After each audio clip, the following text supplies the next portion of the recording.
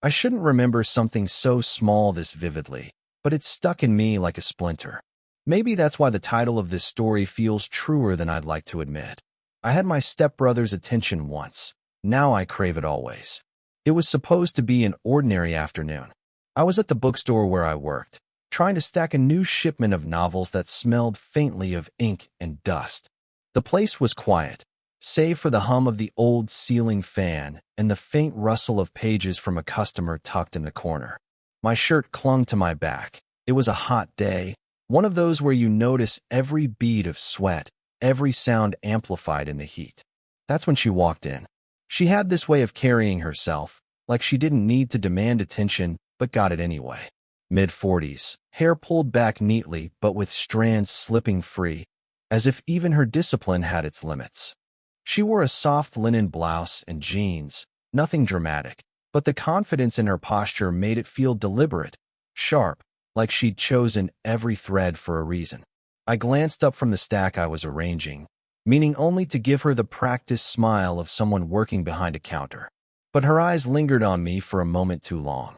Brown, deep, steady, the kind of gaze that makes you feel as if you've said something, even when your mouth's been shut.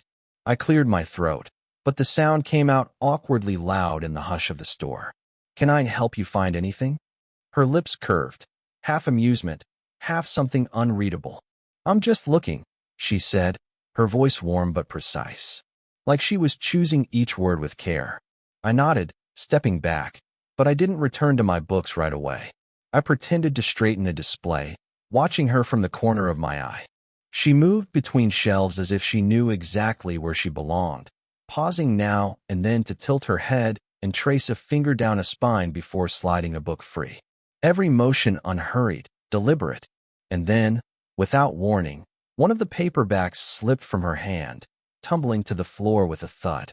I was beside her before she bent to pick it up, reaching down at the same time. Our hands brushed. Just for a second. It was nothing, skin against skin, the accidental contact of two people going for the same object. But I froze. My fingers tightened just slightly on the book. Hers relaxed, as if she was letting me take it. When I straightened, the book in my hand, she was already watching me. Not impatiently, not embarrassed, just watching, like she was measuring me against something she hadn't decided on yet. "Thank you," she said softly, her voice lower this time, almost like it wasn't meant for the quiet air between us. I nodded, but words wouldn't come. My chest felt too tight for something so simple. She held my gaze for a beat longer, then looked away, sliding another book from the shelf as if nothing had happened. But I couldn't. I went back behind the counter, opened the shipment box again, but the titles blurred. All I could replay was the brush of her hand, the steadiness of her eyes, and the way she had said thank you, like it carried a weight no one else could hear. I shouldn't remember it. I shouldn't want to. But the truth is, I do. And I already know I'll think about it tonight, tomorrow, and probably longer than I should. Because I had her attention once. And now I crave it always that I told myself it was coincidence the second time. It had to be. The city's full of bookstores, coffee shops, quiet corners to disappear into. And yet there she was again, leaning against the counter while I fought with the register tape that refused to feed properly. "Seems like you're losing the battle," she said. Not a joke, not quite, but her lips tugged into something close. I forced a laugh, shaking my head. "It's the register. I think it hates me." She tilted her head, watching. That look again, steady, weighing, like she could see past the joke to the frustration underneath. For a second, I wanted to tell her how long I'd been here, how this job was just a placeholder, how small things like a stubborn machine made me feel younger than I wanted to seem. But I didn't. I just smiled and jammed the tape until it caught. When I glanced back at her, her arms were folded, her shoulders slightly slouched. She looked tired. Not the kind of tired you shake off with sleep, but the kind that settles into you. "You okay?"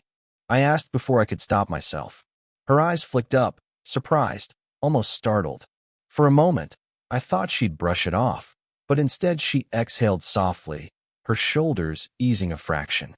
"It's just been a long week," she said. "Work. Family. You know how it is."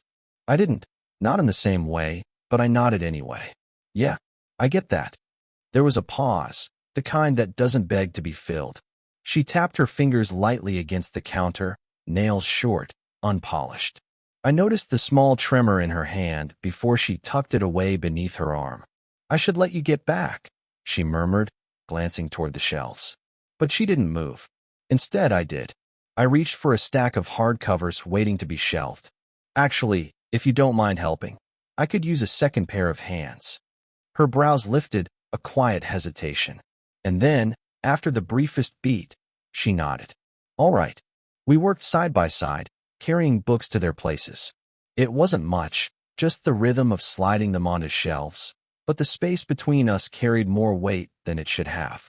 I noticed the way she brushed hair from her face with the back of her wrist, the way her laugh came quick and low when I nearly dropped a book on my foot, how her voice softened when she read a title aloud as though tasting the words. At one point, we reached for the same empty spot on the shelf.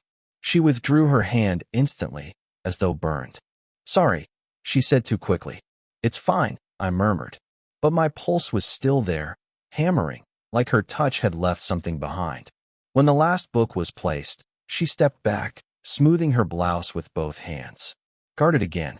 But her eyes lingered just a moment too long on mine before she looked away.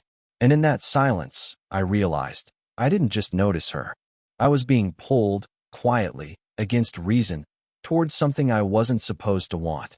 The rain started halfway through my shift, sudden and heavy, drumming against the bookstore's windows like it meant to come inside.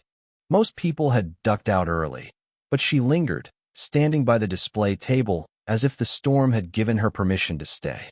Guess I'll be stuck here for a while, she said, glancing toward the glass where rivulets blurred the streetlights outside. I tried to sound casual. Not the worst place to be stuck. Her smile was faint, weary. Depends who you're stuck with. The words hung there longer than they should have. My mouth went dry. I wanted to ask, and with me? But I swallowed it back and picked up a cloth, wiping down the counter that didn't really need it. We drifted into an easy rhythm, her flipping through a book, me pretending to busy myself, until finally she carried her selection to the counter. The store was so quiet I could hear the rain hitting the metal awning outside, every drip like a tick on a clock. She set the book down and leaned on the counter, closer than she had to be. The scent of rain clung to her blouse, mixed with something faintly floral, and it pulled me in without asking. You always work this late? She asked, her voice softer than before, as though lowering it made the question less personal. Sometimes, I said.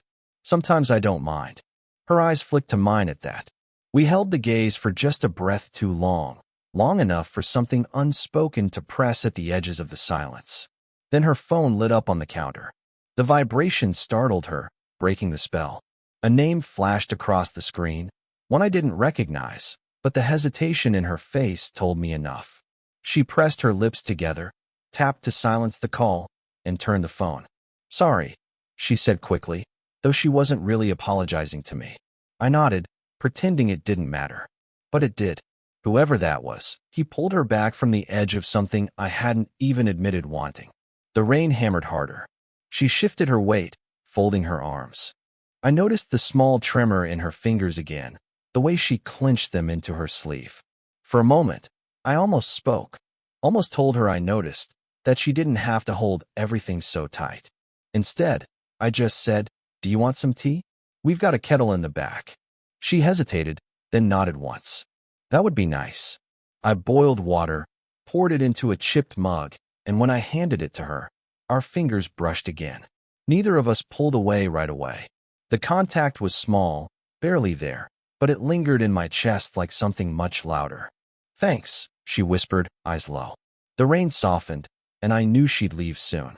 But in that moment, with the warmth of the mug still between us, I almost leaned closer, almost asked her to stay just a little longer. Almost the tea was late again, too late for either of us to have an excuse. The bookstore had closed an hour earlier, the lights dimmed, the aisles emptied of everything but the soft smell of paper and dust. She was still there, helping me stack the last of the unshelved books, though she didn't need to. Her presence had become a kind of gravity.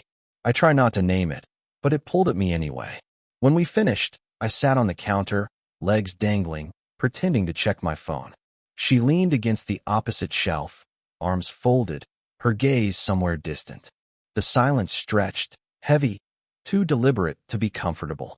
Finally, she said, "This feels strange, doesn't it?" Her voice was quiet, but it cut through me sharper than anything loud could. I set my phone aside, suddenly aware of how tightly I was gripping it. "Yeah," I admitted. "It does." She gave a short, humorless laugh, then rubbed her forehead with the heel of her hand. "I keep telling myself it's nothing. Just conversations. Just passing time." But her words trailed off, leaving the unfinished thought hanging between us. I swallowed hard. "But it doesn't feel like nothing." Her eyes snapped to mine, and for the first time, she didn't look guarded. She looked raw, exposed.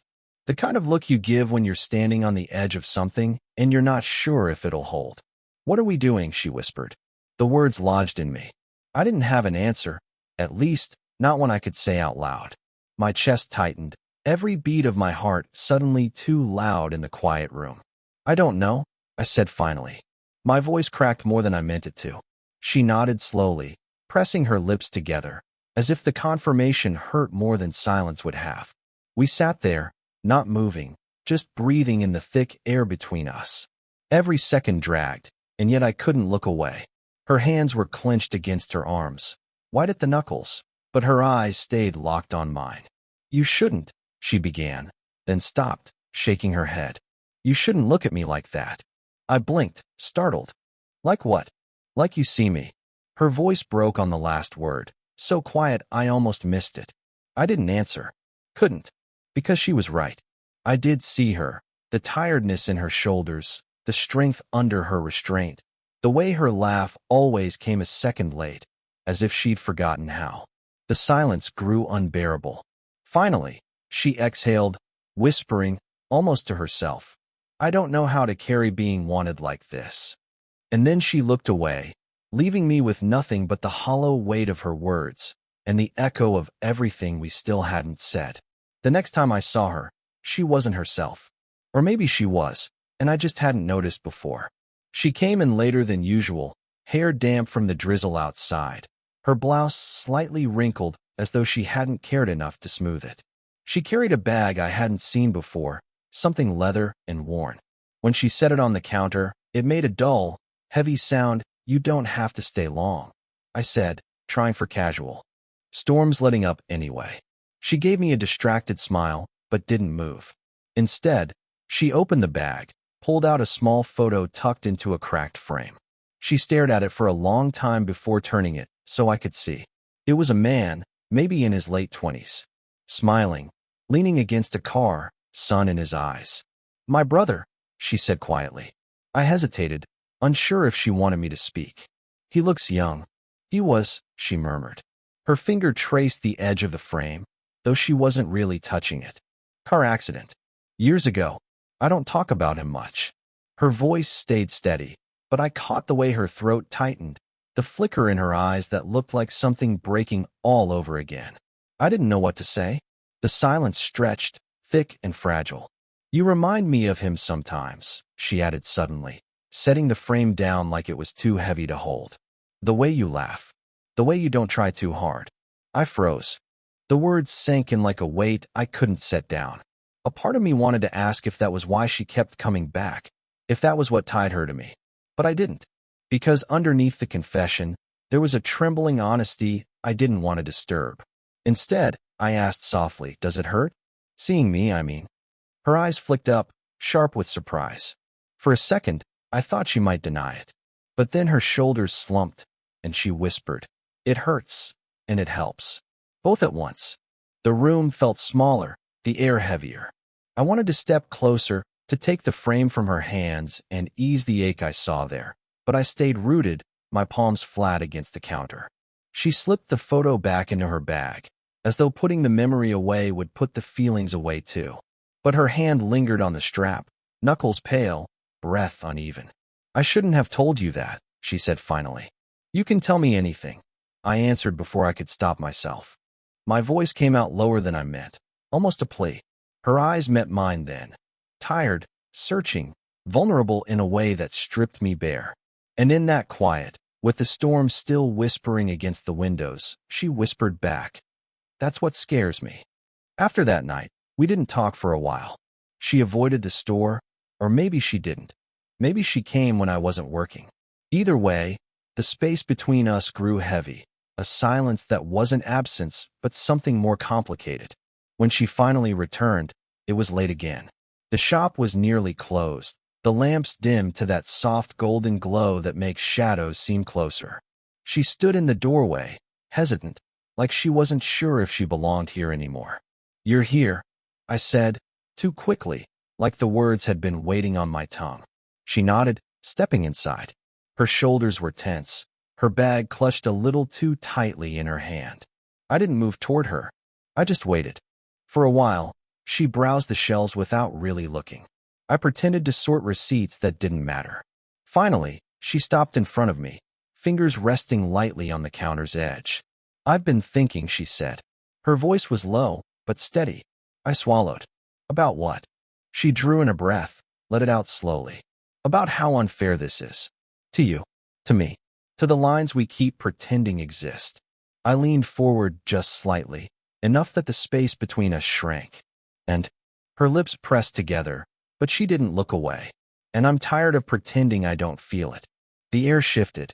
My chest felt tight, not from fear this time, but from relief, as though I'd been holding something in for too long. I didn't answer right away. Instead, I let the silence breathe between us, heavy but honest. Then, slowly, I reached across the counter, not touching, just close enough that if she wanted to, she could meet me halfway. She did.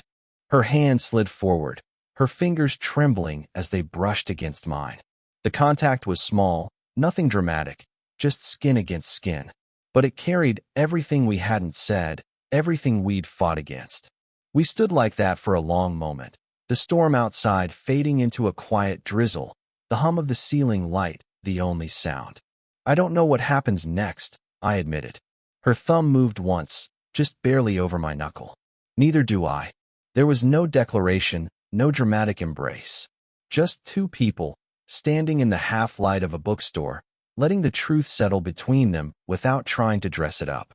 She finally pulled her hand back, but not all the way, just enough to rest it on the counter, still near mine. Her shoulders eased, her breath came lighter. For the first time, she looked less like she was holding herself together and more like she could simply be. We didn't kiss. We didn't promise anything. We just stayed there, side by side in the quiet, the weight of everything both terrifying and strangely steady. And in that silence, I knew we had already crossed the line. There was no going back. Looking back now, I realized nothing about that time was simple. Not the silences, not the laughter, not the way we avoided the obvious only to circle back to it again and again. If I tried to explain it to someone else, I don't think they'd understand. Maybe that's the point. It wasn't for anyone else to understand. It was just ours. She never became my girlfriend. We didn't announce anything, didn't make promises or plans. But something shifted in me after those nights in the bookstore. I stopped walking through life as though it were just a hallway I had to get through. I noticed things more. The way people looked at each other when they thought no one was watching, the weight of unspoken words, the courage it takes to let someone really see you. And her? She softened. Not all at once, not in some dramatic transformation, but little things. She laughed more easily. She lingered longer in places she used to rush through. She didn't hide her tiredness as much, or maybe she just didn't feel the need to. What we shared wasn't perfect. It wasn't clean or easy, but it was real. And that's what stays with me. That a connection can be both impossible and undeniable at the same time. That love, or something close to it, doesn't have to look the way we're taught it should. Sometimes it's enough that two people meet in the same quiet space and let themselves be seen. I don't crave her attention any more the way I once did. Not in the same hungry, restless way. But the memory of it, the way she looked at me across a rain-soaked window, the way her hand trembled when it found mine, still lives in me. It taught me that love isn't always about possession or labels. Sometimes it's about presence, about choosing to stand still with someone when you could just as easily walk away. And maybe that's the lesson, that what matters most isn't whether something lasts forever, but whether it changes you while it's here. She changed me. I think, in her way, I changed her too. And that's enough. So if you've stayed with me through this story, I want to ask you something. If this story made you feel something, if it reminded you of someone you couldn't forget, or a moment you still carry, let me know in the comments. Would you want more stories like this? Because for me, telling this isn't about reliving the past. It's about sharing the quiet truth that love doesn't always arrive when or how we expect it. But when it does, even if just for a little while, it can shift everything. And I'll always remember the night I realized that.